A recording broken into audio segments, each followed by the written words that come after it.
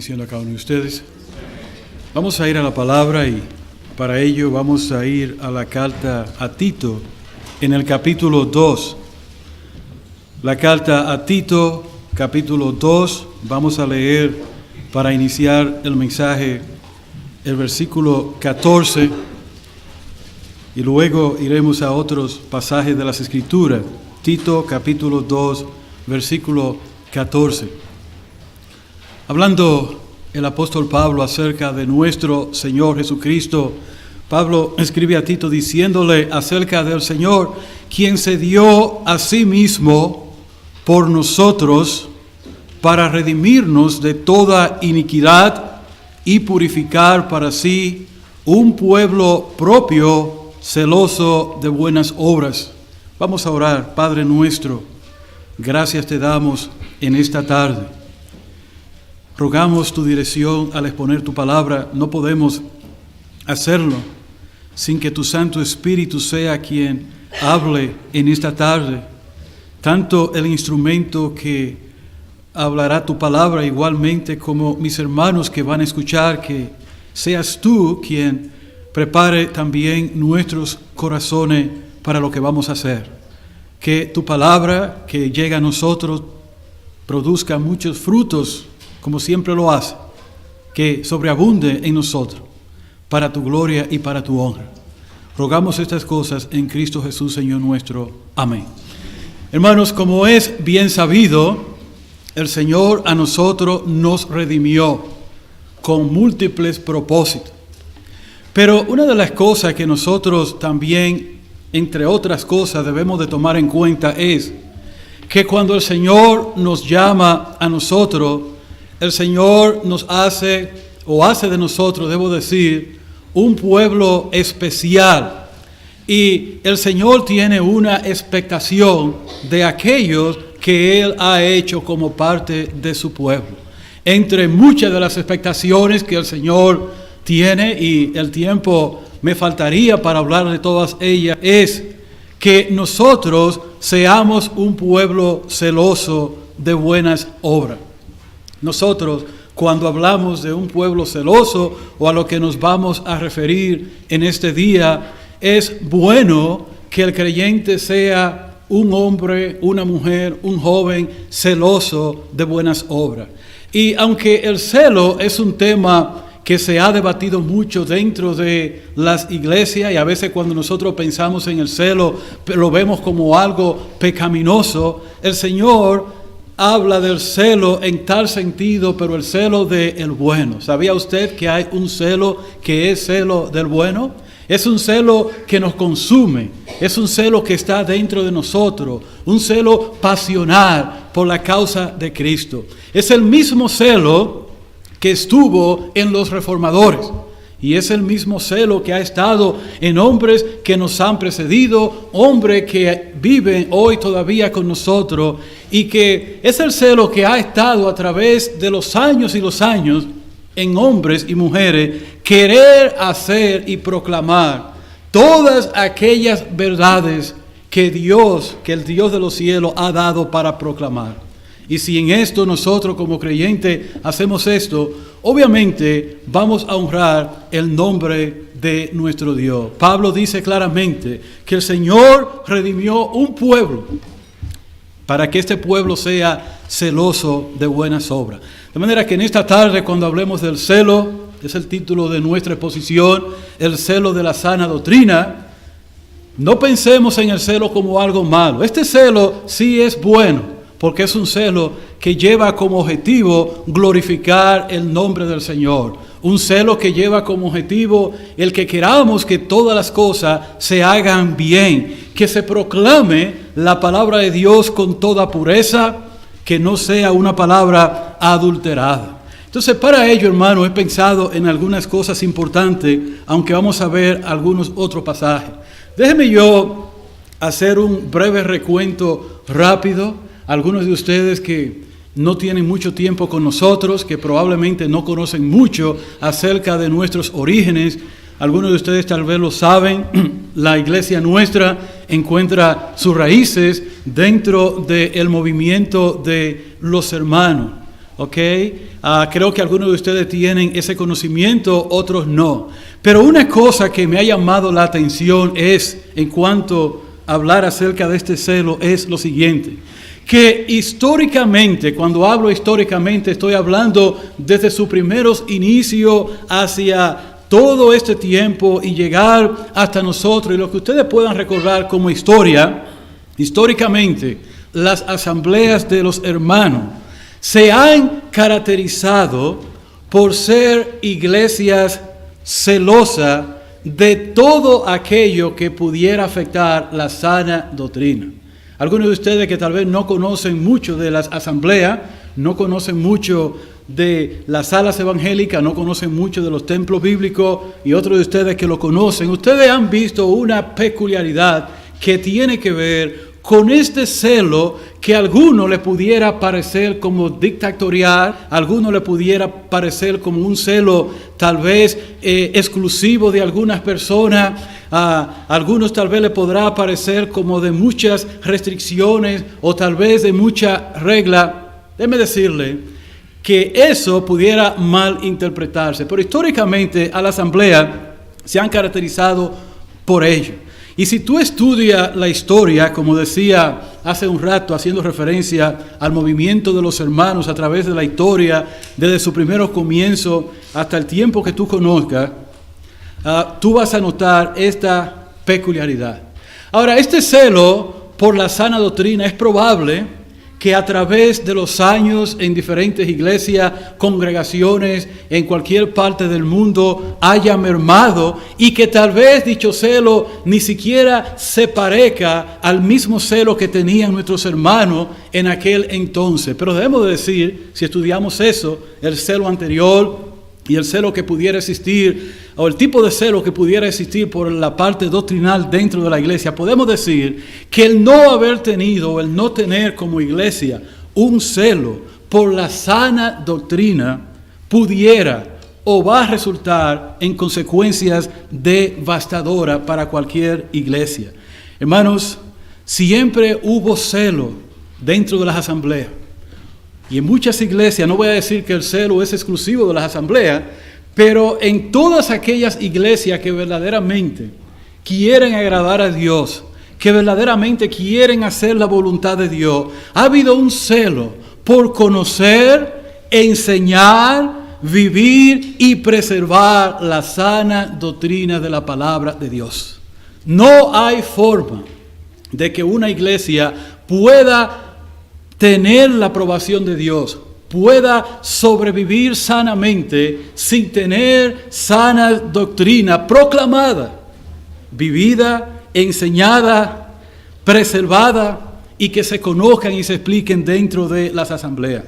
Cuando los hermanos de la asamblea, y en esto quiero ser ya un poco personal, cuando los hermanos de la asamblea no daban o no han dado, y que en esto nos incluimos nosotros también, no damos a cualquier persona el púlpito para predicar, o tal vez no invitamos a cualquier persona de afuera a predicar, o más bien tenemos cuidado con las personas que tal vez invitamos a ministrar la palabra de Dios, e igualmente a dar ministerios específicos a personas que tal vez lo anhelan dentro de la iglesia. Y tal vez ustedes ven, y algunos de ustedes no entienden esto, y algunos de ustedes pudieran sentirse un poco resentidos porque tal vez consideran que aquel individuo, aquella persona tiene tal capacidad. Todo esto no es más bien que movido por este celo de la sana doctrina. ¿Cuántos de ustedes están de acuerdo conmigo de que toma toda una vida construir un edificio y solo 30 segundos para derribarlo? Usted puede hacer la prueba. Pudiéramos durar toda una vida construyendo algo y alguien en fracción de segundo pudiera derribar esto. Ahora, cuando los hermanos de la asamblea han sido selectivos en escoger incluso hasta otras o tener comunión con otras iglesias locales, ellos también, o hemos estado, mejor dicho, preservando la sana doctrina. Póngase a pensar por un momento, esto es práctico para nosotros. Imagínese por un momento en la historia que tengo dentro de esta iglesia, he escuchado a algunos hermanos decir, ¿y por qué nosotros como iglesia local tal vez no tenemos comunión con los hermanos de la esquina, aquellos que están allá, que sí también son creyentes igual que nosotros? Bueno, vamos a ver. La pregunta es, ¿qué proclaman ellos? ¿Qué creen ellos? ¿Cuáles verdades enfatizan? ¿Alguna vez usted se ha hecho esa pregunta? Entonces, cuando usted llega a conocer lo que ellos han declarado como su regla de fe, o tal vez lo que ellos han declarado como la doctrina que ellos creen, muchos de ellos probablemente no tienen doctrina, tal vez otros tienen doctrina, pero muchas veces hay cosas que pudieran chocar doctrinalmente, y ¿sabe una cosa? La doctrina divide. La doctrina divide. Cuando nosotros decimos a las hermanas de la iglesia, antes de invitar a una hermana, podemos saber el background de esta persona, podemos conocer, o antes de invitar a un joven, a un predicador, o a los jóvenes, les decimos, tal vez no podemos invitar a esta persona, o tal vez no podemos tener comunión con aquel o con aquella en este sentido, en esta manera. Algunos de nosotros haríamos, tal vez ni siquiera nos preguntaríamos, ¿qué cree tal persona? ¿Qué cree tal iglesia? Entonces, cuando nosotros hablamos ciertamente del celo por esta sana doctrina, esto nos lleva a nosotros a tomar ciertas decisiones como estas que son muy importantes. Cuando decimos a los hermanos y recomendamos a los hermanos de la iglesia escuchar solamente ciertos predicadores y otros no, es porque ya nosotros sabemos y hemos escuchado tal vez de otras cosas que se están enseñando. Ahora, ¿cuántos de ustedes realmente piensan que la sana doctrina son importantes? Ojalá que este amén sea de corazón y que así sea. Hay una creencia muy popular allá afuera, la cual reza de esta manera: lo más importante es el amor en Cristo. La doctrina divide. Tú me amas, yo te amo. Ahora, cuando yo leo mi Biblia, yo no encuentro que lo más importante era el amor, o que el amor era lo que sostenía a los hermanos en la iglesia primitiva. Cuando yo estudio la historia de la iglesia, no veo que el amor era lo que verdaderamente unía a estos hermanos.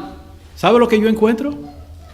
Que había un conocimiento claro, preciso, de las doctrinas que los apóstoles enseñaron, proclamaron, y que esas personas también estaban proclamando. Hermanos, ¿por qué es importante hablar de esto? ¿Saben por qué? Porque en la mayoría de los casos, nuestros hermanos de la iglesia no piensan primero en lo doctrinal, piensan en otra cosa. Y quiero decirle algo, hermano. Si una iglesia no tiene sana doctrina, no puede tener unidad entre ellos. Si una iglesia no tiene doctrinas definidas, no está proclamando el verdadero mensaje del Evangelio.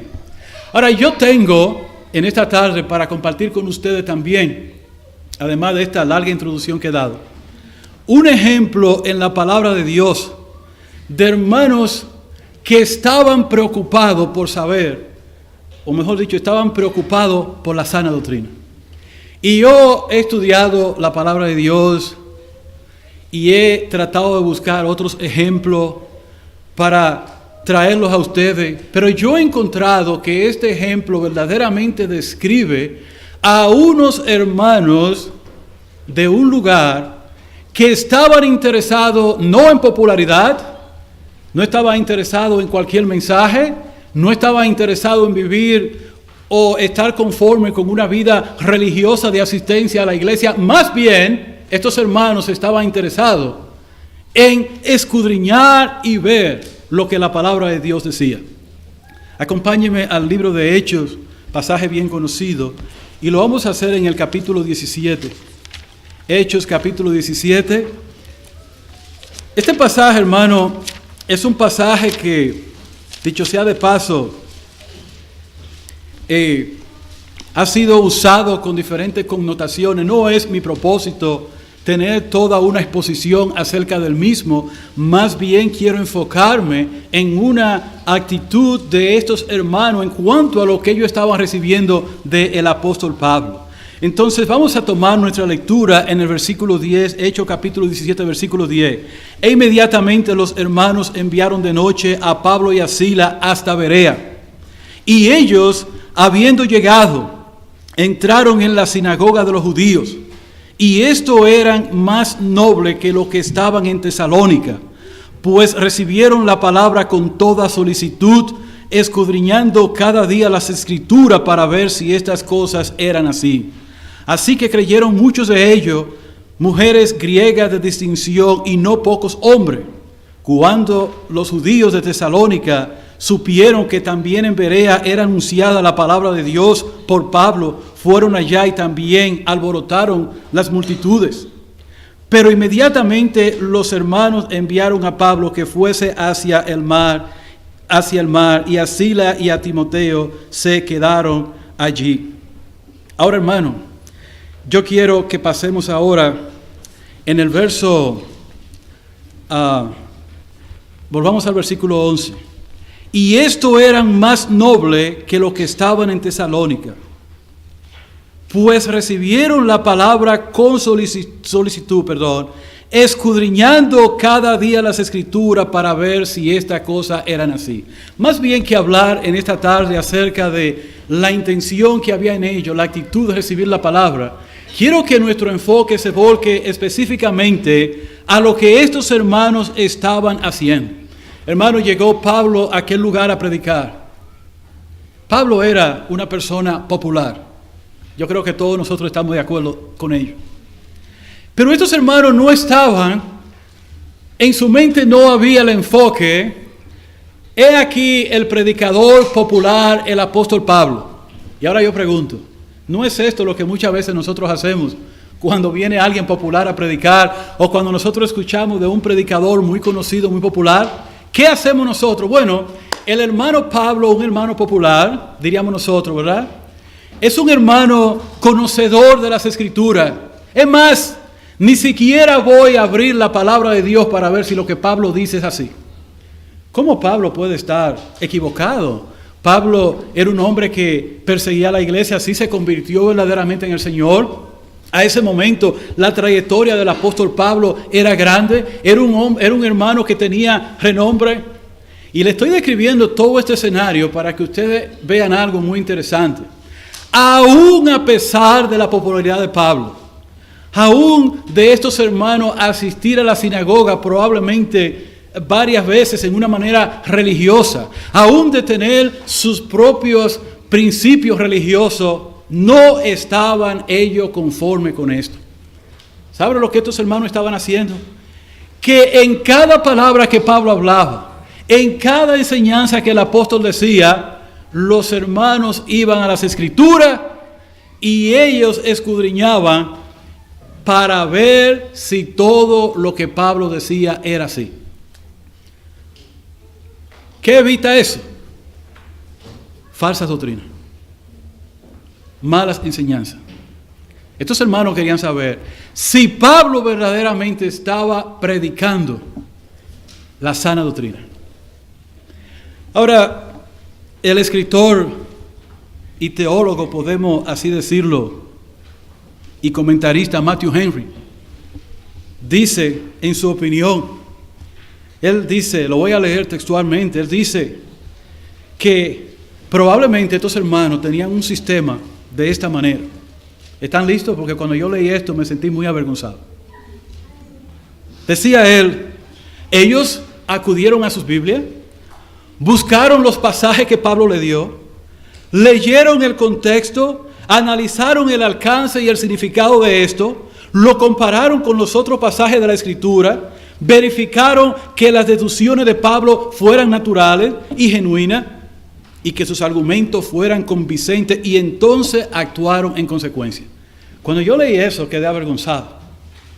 Cuando Matthew Henry, que él está suponiendo, dice y describe esto, no necesariamente quiere decir que esto era lo que ellos hacían. Pero hermanos, si hay algo que nosotros podemos sacar de estos hermanos de Berea, era que ellos tenían una actividad constante, progresiva, chequeaban referencia. Ellos eran estudiosos de la palabra de Dios, pero no cualquier hermano estudiando la palabra. Profundizaban. Y esto debe de llamarnos la atención a nosotros en esta tarde.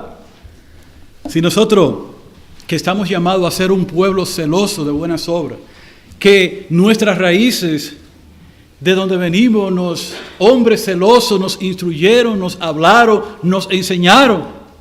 Nosotros no hemos pagado el precio por un buen estudio, por estudiar la palabra en una manera sistemática así. Y esto trae mucho progreso a la vida espiritual. Y esto trae mucho progreso a la vida espiritual de la iglesia. Entonces, hermano, he aquí un ejemplo de celo por la doctrina. Y yo pregunto en esta tarde, ¿cuántos de ustedes, después que termine el mensaje de exhortación, o cuántos de ustedes al día de hoy, ni la lectura que leí abrieron su Biblia para leerla? ¿O cuántos de ustedes, su mente está en otro lugar? ¿Cuántos de ustedes ni siquiera están prestando atención? ¿O cuántos de ustedes, cuando termine el mensaje de hoy, probablemente alguien le preguntará, ¿y qué hablaron en la iglesia? Bueno, sé que el hermano predicó, mencionó de otra cosa, y no puede ni siquiera coordinar las ideas ni conectar los pensamientos. ¿Sabe lo que todo esto quiere decir? Que hay una puerta abierta de par en par para que el enemigo entre falsa doctrina dentro de la iglesia. Es más, somos el recipiente de cualquier viento de doctrina, o podríamos ser el recipiente de cualquier viento de doctrina que está allá afuera. Se parecen, hermano, las acciones de los bereanos a la nuestra. Cuando leí este comentario, siento decirle que en cierta manera me sentí un poco avergonzado, porque yo pensaba que tenía un buen sistema de estudio, pero me di cuenta que los bereanos no me puedo comparar con ellos. ¿Por qué? Porque ellos tenían una manera sistemática, una manera clara. Y si lo que Matthew Henry está diciendo de ellos es verdad, yo quiero recordarle a cada uno de ustedes de nuestra responsabilidad que tenemos para que podamos preservar la sana doctrina. Hermano, una iglesia que no tiene sana doctrina no llegará muy lejos. Será el blanco del enemigo. Será una iglesia que será jalada o alada, debo decir, de un lado para otro. Ahora, la pregunta es, en esta tarde, ¿qué es la sana doctrina? Bueno, hace un rato estoy hablando de sana doctrina. ¿Cuántos de ustedes han visitado el website de nuestra congregación? ¿Alguna vez? ¿Ustedes sabían que la iglesia tenía un website?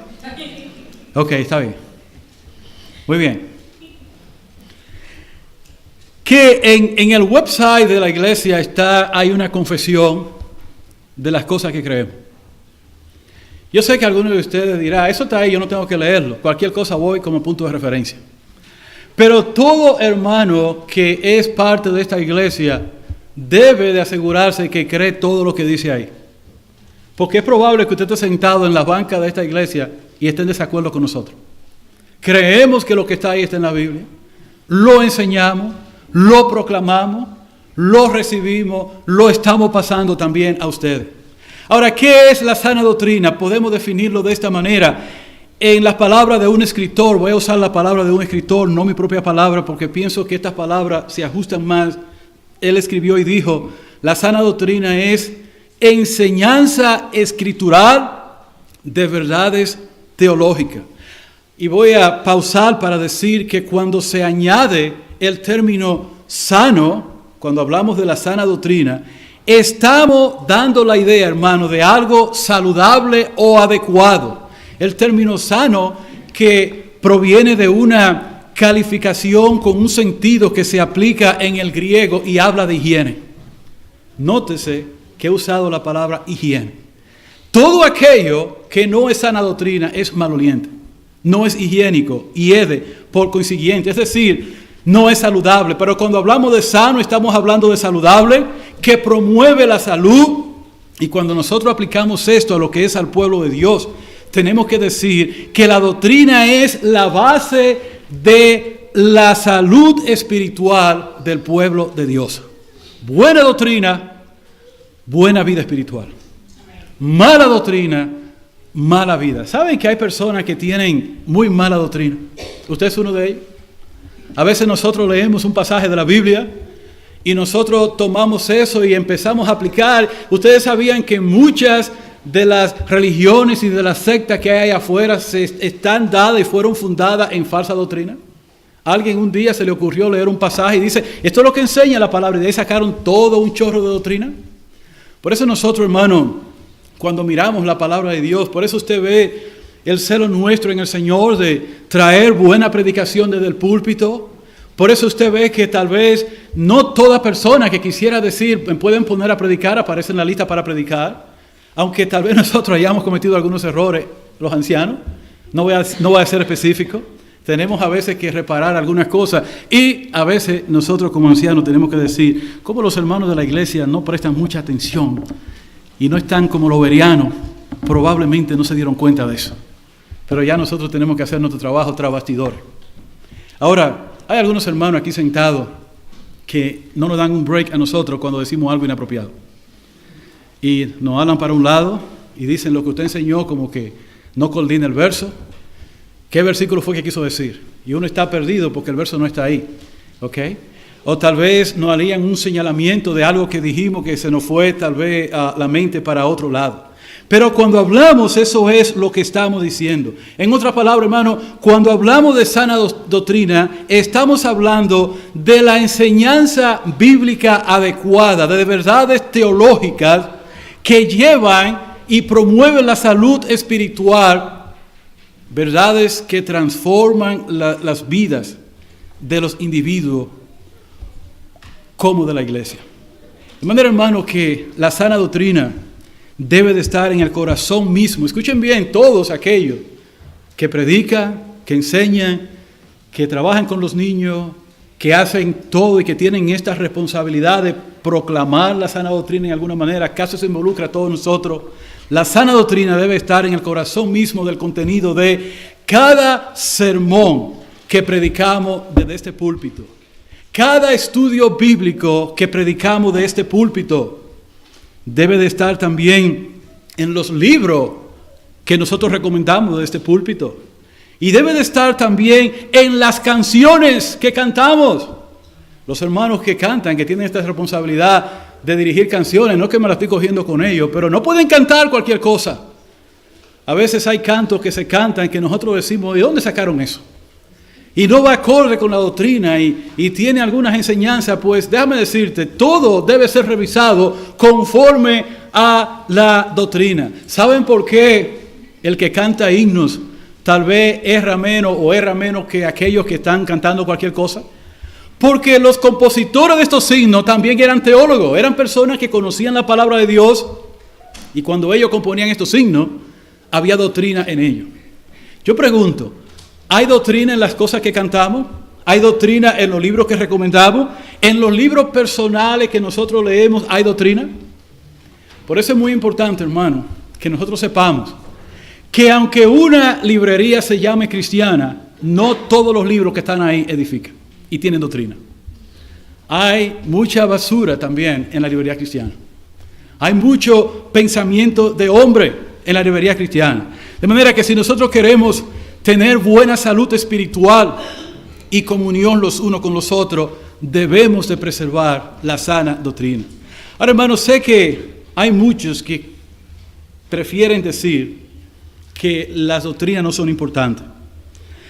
Y como dije al principio, que lo más importante es el amor entre los creyentes. He conocido muchas iglesias que hablan mucho de que lo más importante es el amor. La doctrina divide, no son importantes. Y no hay nada más lejos de la verdad, hermano. La doctrina divide. ¿Saben cuándo la doctrina divide? Cuando los fundamentos no son establecidos correctamente. Es muy importante nosotros saber cuáles son los fundamentos. Cuando usted lee la palabra de Dios, usted va a notar algo si usted es un estudioso de la palabra de Dios. No importa dónde lea. La palabra de Dios respira doctrina por todos lados. Y si el creyente ha de hablar conforme a la sana doctrina, debe conocer la sana doctrina, debe defender la sana doctrina, debe vivir la sana doctrina, debe preservar la sana doctrina. Quiero hacer una observación, hermano, que me vino a la mente mientras preparaba el mensaje. Nosotros como iglesia estamos en una posición más cómoda que los creyentes de antaño. Nosotros vinimos a la fe y ya muchas de estas verdades doctrinales estaban claras. Pero hubo un tiempo, hermano, durante la Reforma, hubo un tiempo cuando nosotros ni siquiera pensábamos nacer, como dice la popular expresión, que hombres dieron su vida, fueron a la muerte, derramaron su sangre para defender las doctrinas básicas que nosotros hoy profesamos. Y esa doctrina no existían antes. Estaban en las Escrituras, pero los hombres la habían opacado. Y aunque no tengo el tiempo para entrar en todas estas doctrinas, quiero decirles a ustedes que nosotros no tenemos ni siquiera la menor idea del alto precio que hombres tuvieron que pagar para que nosotros en el día de hoy profesemos esta doctrina. Muy bueno cuando nosotros venimos y decimos, vamos a hablar de la doctrina de la justificación. Pues mira, tiempo atrás, hombres tuvieron que morir por esa doctrina. Ahora bien, ¿de dónde procede la sana doctrina? La sana doctrina se la inventaron las iglesias. La sana doctrina, hermano, y es una respuesta clara a muchos de ustedes. El libro de los Hechos nos dice a nosotros algo acerca de la sana doctrina. Vamos a ir a Hechos capítulo 2, versículo 42, para que veamos a los creyentes del primer siglo. ¿Qué dice Hechos? Lucas en ese pasaje nos dice a nosotros algo interesante. Hechos capítulo 2, versículo 42. Dice, Lucas escribió lo siguiente. Y perseveraban, en la doctrina de los apóstoles, en la comunión unos con otros, en el partimiento del pan y en las oraciones. Ahora la pregunta es, ¿de dónde procede la doctrina de los apóstoles? Ahora yo quiero que todos ustedes entiendan algo por lo que voy a decir ahora.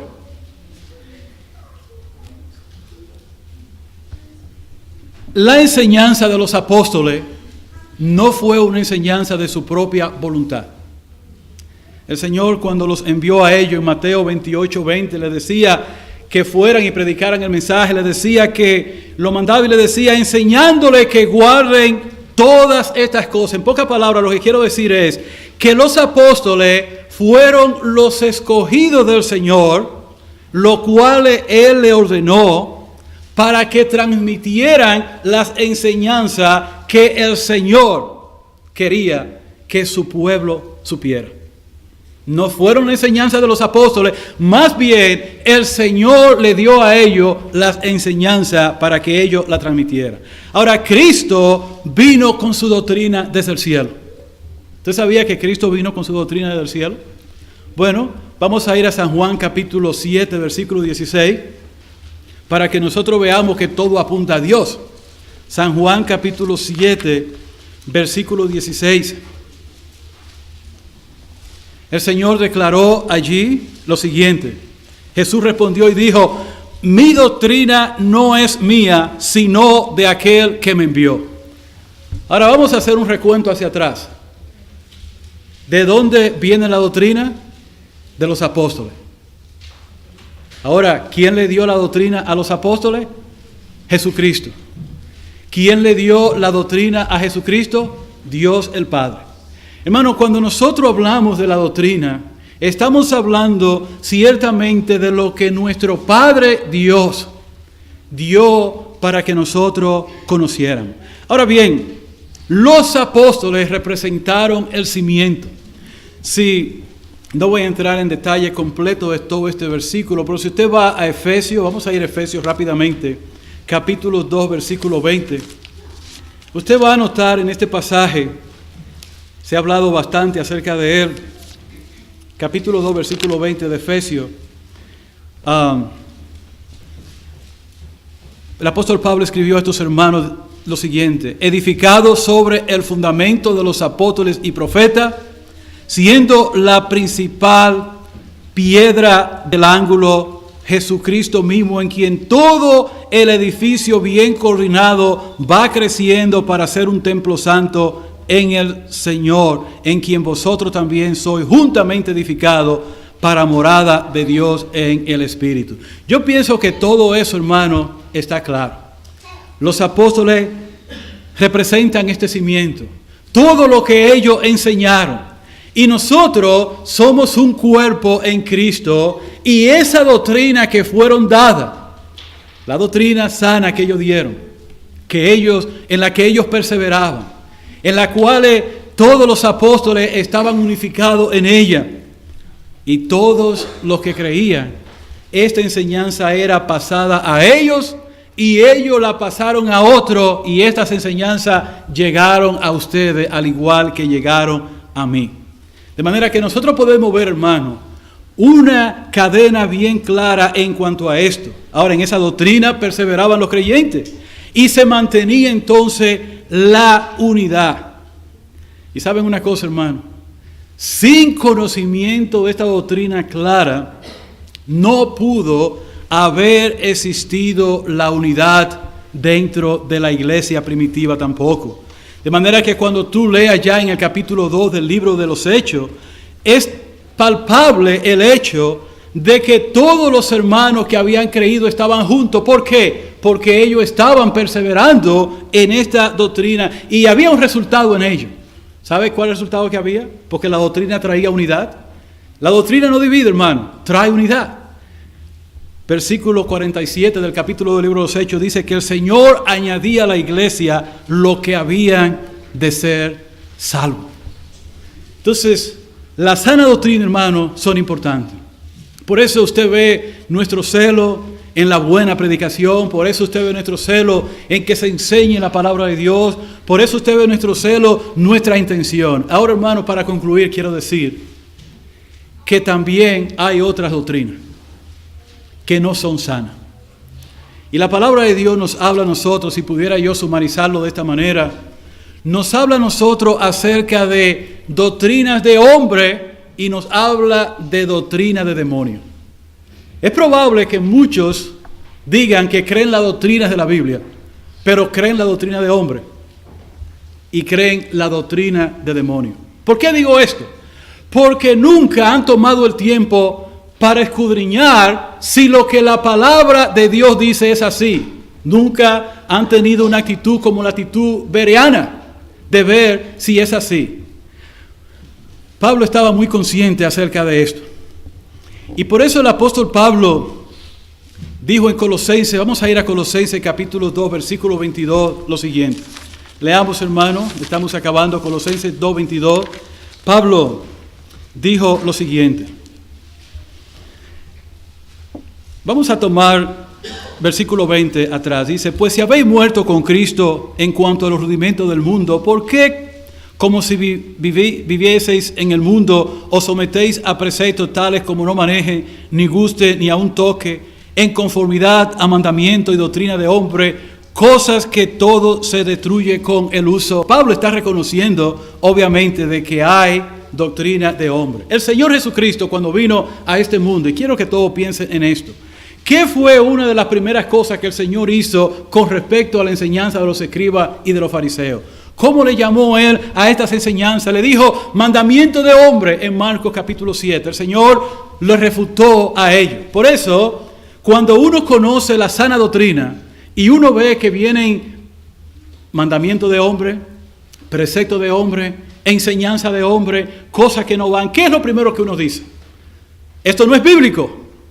Pero hermano, me temo que muchas veces nosotros como creyentes no tenemos ni la fuerza ni la capacidad para refutar lo que pueda venir. ¿Por qué? Porque no estudiamos la sana doctrina. Porque no escudriñamos la sana doctrina. Le dije hace un rato que también habían doctrina de demonio. ¿Saben, hermano? La doctrina de demonio se infiltran así como la doctrina de hombre dentro de la iglesia. ¿Y saben qué es lo que nosotros hacemos? Nosotros tenemos una metodología para aceptar y desechar las cosas. Por ejemplo, si un hombre es popular como el apóstol Pablo y viene aquí y predica de este púlpito, nosotros decimos, este fue el apóstol Pablo, escribió todas las epístolas del Nuevo Testamento. ¿Cómo Pablo se va a atrever a enseñar algo que no va? ¿No es esto lo que suena en el día de hoy? Cuando alguien escribe un libro, cuando alguien tiene un ministerio allá afuera que lo vemos con mucha gente, ¿qué decimos nosotros? Wow, pero el Espíritu Santo de Dios está trayendo a toda esa gente. Estoy de acuerdo que es el Espíritu. La pregunta es ¿cuál Espíritu? Porque hermano, no vayamos a pensar que todo lo que está pasando allá afuera y todos los éxitos que hay en el mundo religioso es el Espíritu Santo de Dios. No confundamos una cosa con la otra. No hay confusión en el Espíritu Santo. No hay forma de que un hombre pudiera tener un ministerio grande y doctrinalmente hablando no enseñar la palabra.